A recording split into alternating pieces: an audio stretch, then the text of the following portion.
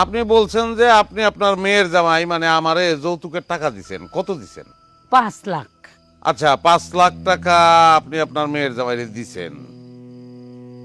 5 লাখ টাকা কই পাইছেন আপনি? কই পেছেন মানে? এই আমরা কি ফকিন্নি? আপনি ফকিন্নি নামে তন্নি সেটা জিগাই নাই, জিগাইছি টাকাটা কই পাইছেন সেটা বলবেন। কেন ভুলে গেছস?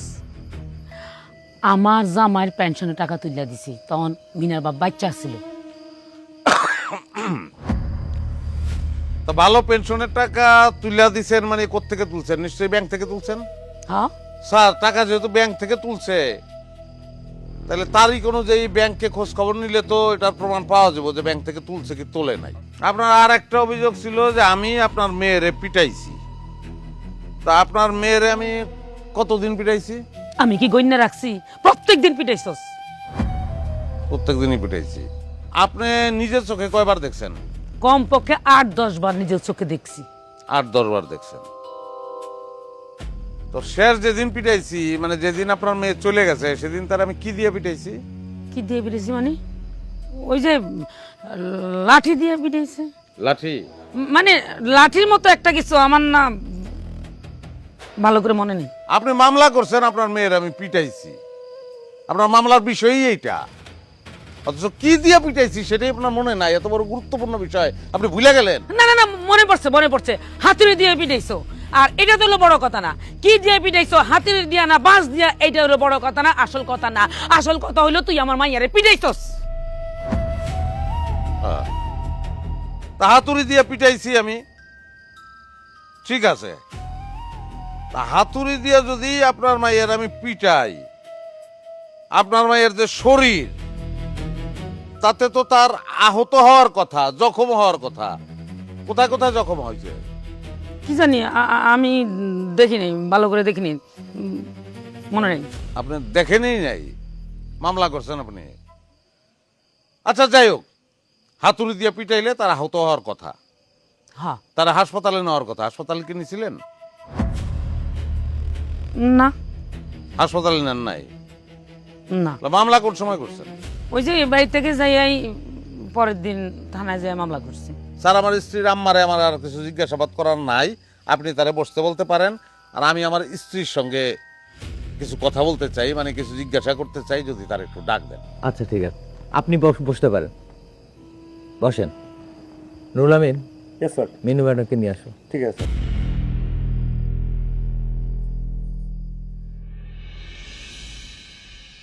আজকে প্রমাণ করে ছাড়বো। আরে দূর, কি কিছু হইব না, চিন্তাই করো না। স্যার, স্যার আমি আমার মেয়েরে নিয়ে আসি। আপনি বসেন, আপনার মেয়েকে আনতে আমার লোক গেছে, চুপচাপ বসেন আপনি।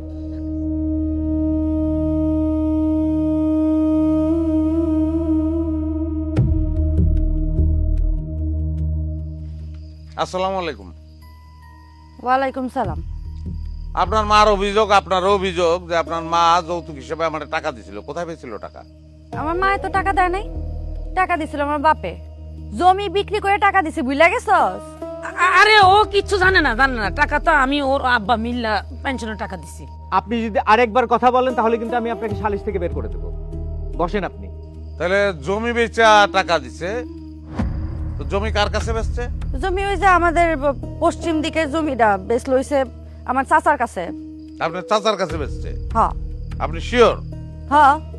স্যার, যদি তার চাচার কাছে বেচা থাকে জমি, তাইলে তো তহসিল অফিস বা ভূমি অফিসে যদি খোঁজ খবর নেওয়া যায় যে আসলেই জমি বেচা কিনা হয়েছে কিনা, সেটা তো জানা যাবে স্যার। আপনার আম্মার অভিযোগ, আপনারও অভিযোগ যে আপনার আমি পিটাইতাম। হ্যাঁ, কি দিয়া পিটাইতাম? আমার রড দিয়া, এত বড় একটা রড দিয়া আমার পিটাইতো। আরে না না না না না না, ও কিচ্ছু জানে না। ও জানলো কেমনি কি দিয়ে পিটাইছে? হ্যাঁ, ও কিচ্ছু মনেও থাকে না। আর তাছাড়া তারে এত মারা মারছে, মারতে মারতে মারতে বেহুশ করে ফেলাইছে। ওই তুই কি জানোস না? তুই তো ভুলে গেছস। মানে ওরে হাতু। আপনি চুপ থাকেন, আপনাকে না চুপ করে বসতে বলেছি। বসেন বসেন।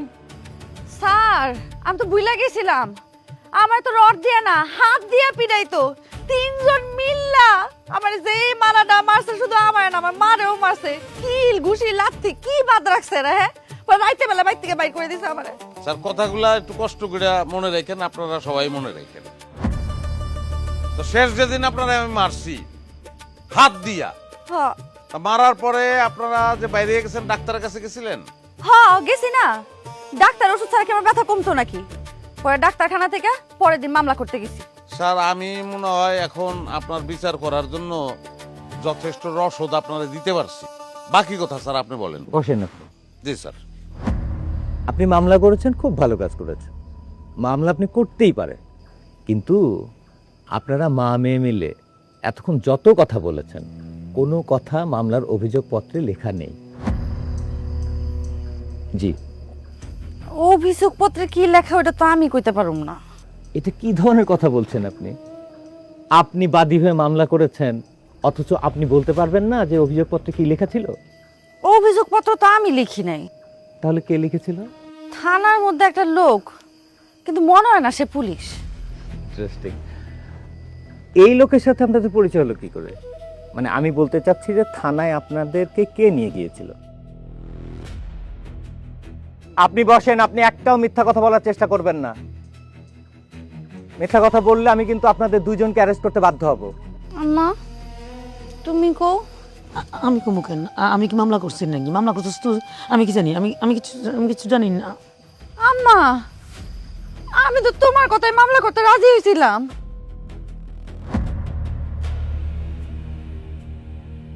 দেখলেন, এতটুকুর মধ্যে আপনার মা আপনাকে ছেড়ে চলে গেছে।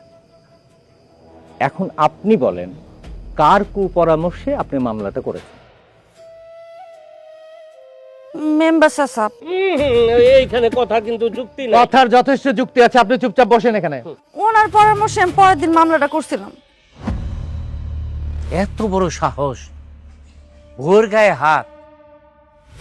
দেশ থেকে কি আইন কানুন উঠে গেছে? নারী নির্যাতনের মামলার যে কি জিনিস, এ তো হারেমের বাচ্চা জানে না। আরে আজকাল কি ভোর গায়ে এই যুগে কি হাত তুলে? শুধু কি বউরে মারছে, আমারে মানে শাশুড়ি গায়ে হাত তুলছে। আহা রে, হাজি সাহেব দেখছেন নি আমার বিয়ে মাইরে গালটা কেমন লাল করে দিছে। সি সি সি সি সি সি সি আমগো গ্রামের মান সম্মান আর কিছু রাখলো না। আচ্ছা বিয়ান সাহেব, কোন আপনি কি সেবা করতে পারেন? বিয়ে সাহেব, আমি উপযুক্ত বিচার চাই। কথা যুক্তি আছে, কিন্তু আমি তো বিচার করতে পারবো না, আমার সেই ক্ষমতাও নাই। তাইলে এখন কি করুম? বিচার অবশ্য আমিও চাই না, আমি চাই আপোষ করতে। আপোষ চাই? এই তোমার কি মনে হয় আমরা কইলেই ওই গাউরায় তোমার লাগে আপোষ করব? তুমি যা কইবা তা সে মেনে নিব? জীবনেও না। শালিশ দরবার করলে তোমার উপর আরো অত্যাচার বাইরে যাইব। কিন্তু উভয় পক্ষরে না বসাইলে এর সমাধান কেমনে করবা মেম্বার? হাজি সাহেব, বসাবসের কি আছে এখানে? আপনি তো রতন আর চিনেন না। হ্যাঁ যা কইব তাই করব। শালিশে ডাকলে হ্যাঁ আইবো? আইতো না। তাইলে মেম্বার চাচা এখন আমরা কি করুম? একটাই উপায় আছে, মামলা করে দেব। কি? স্বামীর বিরুদ্ধে মামলা করুম? মামলা করলে কি আমার সংসার টিকবো? সংসার কি আছে তোমার? তালিকার বাইতে বার করে দিত তোমারে? তোমার অধিকার তোমার নিজের আদায় করে নিতে হইব, নাইলে তো ওই যে লাত্তি উষ্টা খেয়ে আজীবন কাটার লাগবে হ্যাঁ সংসারে। মামলা করলে কি সবকিছু ঠিক হয়ে যাব? সে কি শুনবে আমার কথা? শুনতে বাধ্য। তুমি মামলাটা করো, পুলিশে দইরা নেক, তারপর কিছুদিন জেল খাটুক, এরপর তুমি আবার নিজে গিয়া জামিনে বার করে লই আইবা। এরপর দেখবা জেলে যাওয়ার ডরে তুমি যা কইবা তাই শুনবো। বিয়ে হিসেবের বুদ্ধিটা কিন্তু আমার খুব পছন্দ হয়েছে। জব্বর একটা বুদ্ধি দিচ্ছে। ঠেলার নাম বা বাজি, ওই বদমাস্টারে মামলা না দিলে লাইনে আনন্দ যাইতো না। হ্যাঁ, মামলা দিতে হইব। একদম ঠিক কইছি বিয়ে হিসেব। আমি রাজি, আমি রাজি। তুমিও কইতাছো মামলা করতে? হ্যাঁ, হেই বুঝছ না কেন? বিয়ে হিসাব, তাহলে আমরা থানায় কোন সময় যাবো? আজকেই যাবো। শোনেন, শুভ কামে দেরি করতে নাই, যা যা করবো লাগে আমি নিজে থেকে করবো। আপনারা যান, রেডি হয়ে আসেন, আমরা থানায় যাইতেছি। হ্যাঁ হ্যাঁ, আচ্ছা আচ্ছা।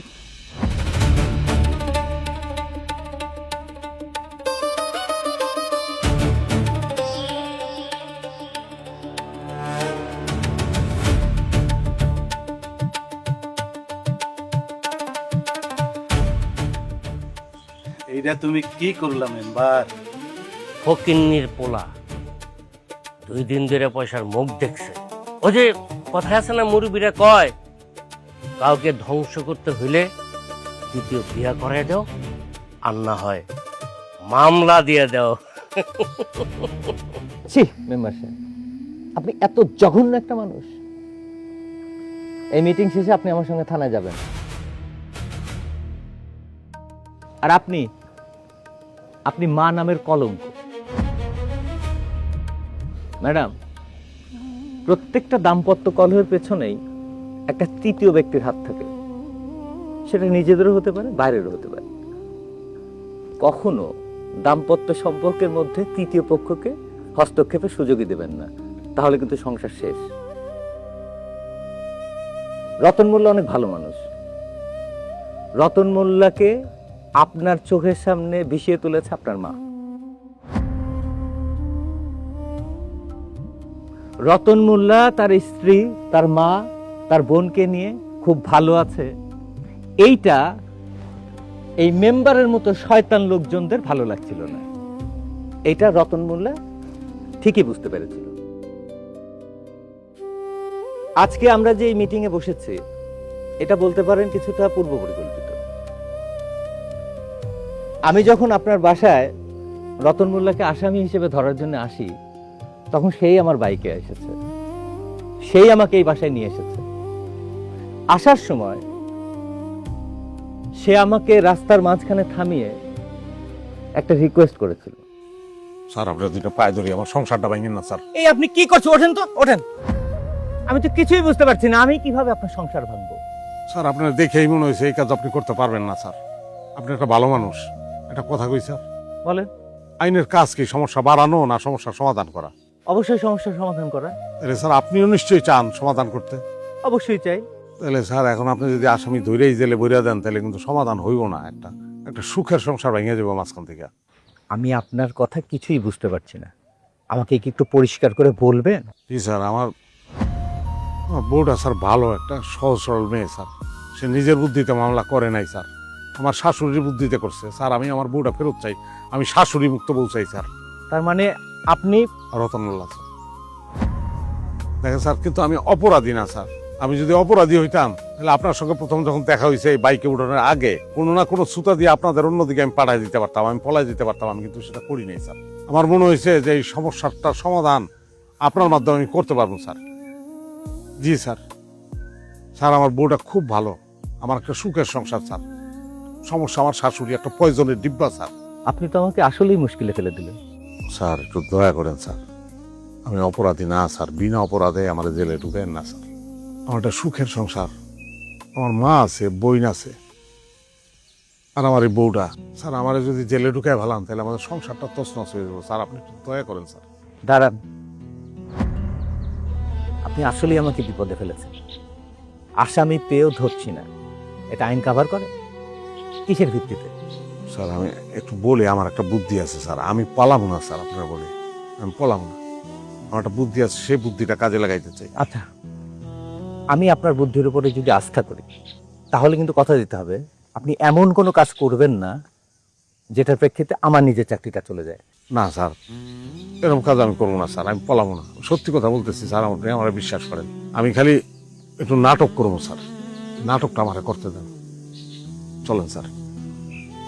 ম্যাডাম, রতন মোল্লা আপনাকে অনেক ভালোবাসে, পাগলের মতো ভালোবাসে। তার সংসারটা যেন না ভেঙে যায়, সেই জন্য সে রাস্তার মধ্যে দাঁড়িয়ে আমাকে রিকোয়েস্টটা করেছিল। ধরেন রতন মোল্লার কাছ থেকে চলে গিয়ে আপনি তো আরেকজন কাউকে বিয়ে করবেন, একা তো আর থাকবেন না। সেই স্বামী যদি রতন মোল্লার থেকেও খারাপ হয়, তখন আপনি কি করবেন?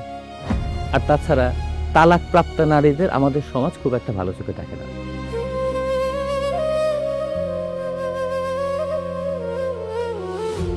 এখন বলেন, আপনি চাইলে আপনার স্বামী, শাশুড়ি এবং ননদকে আমি সাথে নিয়ে যাব। সংসার আপনার, সিদ্ধান্ত আপনার। বলেন কি করব?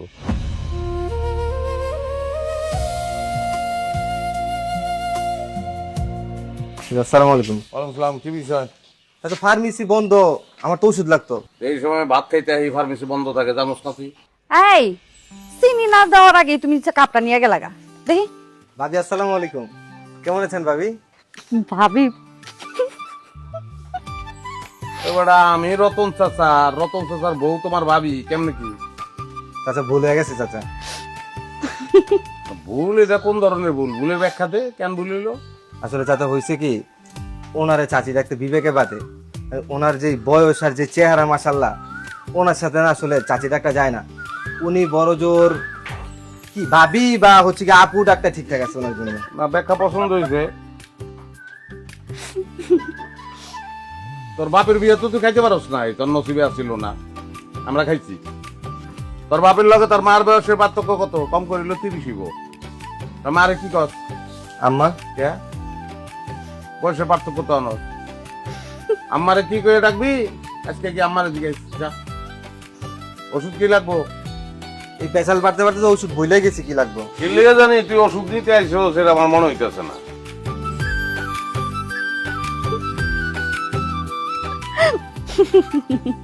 সামনে আসলে পোলাপান তো ভাবিই করব। তো কি করুম, হাসুম না? আসো। কি এমনি ছায়া থেকো না তো, আমার শরম করে। আমি মানুষের বোর দিকে চাই দিছি, আমি আমার নিজস্ব বোর দিকে চাই দিছি। মিষ্টি হয় না, একটা চুমুক দাও। এক চামচ চিনি দিয়ে দিতেছি আমি। আমি তো চিনি চাই নাই, আমি চুমুক চাইছি। শয়তান।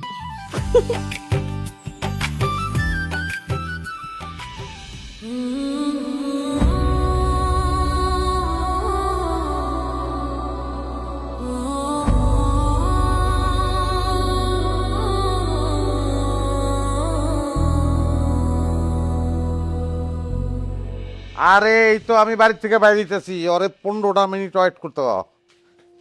আমি আইসা করছি। হ্যাঁ এ রতন রতন রতন হাকর হাকর হাকর হাকর। আচ্ছা রাখ রাখ রাখ। মা জোর গোবার যাইতেছে, ওগো বাড়ি থেকে খাবো না, টাইম নেই এখন। না না না, এটা করলে তো হবে না, বাড়ি থেকে খায়া তারপর বের হবে। আচ্ছা দাও দাও দাও তাড়াতাড়ি। বিসমিল্লাহির রহমানির রহিম। খালি ওগো দুইজনে দিলেই চলবো, আমারই দিবেন না? আমি কি দোষ করছি? আমার মার ভাগ আমি তো কাউরে দেবো না। এ মায়ের কি আবার ভাগ হয় নাকি? মা তো সবারই। নাও হাকর হাকর। দেখছো দিতাছে। এই যে আরেকজন আ করে রয়েছে। নে ধর, হইছে? আর এক মা থাকো, নাইলে তো আবার খুব আছে, একবার খাইলে না না না, তা খালে করতে। অবশ্যই। পানি দে পানি দে, হ্যাঁ হ্যাঁ, পানি দেবো। জহির যাইবো গা, দেখছো, আর টাকা দিব। তুই কিন্তু আবার বাইরে কিছু খায় নিস না। রাইতে বাস ওগো বাড়ি থেকে খাবো। আচ্ছা। সাথে এসো। হলো না আমার পাগল, বুঝছো বৌমা? একটু তেরা হইলে মনটা খুব ভালো। তুমি আবার শুরু করছো সেই কাহিনী? মনে হয় তোমার পোলার মতো পোলা দুনিয়ার একটাও নাই। আর বলতে দাও না, আমি তো শুনি নাই। ওই যে যে বছর আমার রতন কলেজে ভর্তি হয়েছে, সেই বছরই তোর বাপটা হাত মরে গেল। তখন ওরা ছোট ছোট দুই বোন কলেজে পড়ে, আর ওই তো আমার কোলে। অতটুকু পোলা আমার লেখাপড়ার পাশাপাশি ওই ফার্মেসিটা চালাইছে, আর এত বড় সংসারটা কান্দে নিছে। 3 বোনের লেখাপড়া শিখাইছে, 2 বোনের ভালো ঘরে বিয়ে দিছে, কিন্তু নিজের সংসারটা, নিজের বিয়াটা ঠিক সময় করতে পারে না বৌমা। কাঁদতেছেন কেন মা? এটা তো গর্বের বিষয়, আপনার পেটে এত ভালো একটা সন্তান হয়েছে, আমারও এত ভালো একটা জামাই হয়েছে। আমি তো অনেক ভাগ্যবতী। দেখছো ভাবি, কেন কইতে মানা করছিলাম? এই যখন কান্দা শুরু করছে, যতক্ষণ ভাইজান না হবে ততক্ষণ কান্দতেই থাকবো। আম্মা কান্দেন না, কান্দেন না। বৌমা, বৌমা, তুমি আমার রতনকে কোনো সময় কষ্ট দিও না বৌমা। একটু তেড়া হইলেও ওর মনটা অনেক ভালো। ও রাগ করুক, তেড়ামি করুক, তুমি তর্ক করো না। দেখবা 5 মিনিট পরে না নিজে নিজে চুপ হয়ে যাবো। আচ্ছা মা, আপনি চিন্তা করেন না তো, কান্দেন না। মা গো, অনেক কষ্ট করে রতন আমার এই সংসারটারে খাড়া করছে মা। আমি তোমার অনেক ভালোবাসা শখ করে আমার রতনের বউ করে নিয়ে আসছি। তুমি আমার সংসারের লক্ষ্মী, আমার ঘরের আলো। আমার কান্দেন না তো, আর কিছু করো না। আমাকে এমনি কাঁদতেছে। আমি ভুল করছি আমার স্বামীর নামে মামলা করে। আমার স্বামী আমরা অনেক ভালোবাসে, এটা আমি আগে বুঝি নাই, এবং এই ভালোবাসাটা আমার দরকার।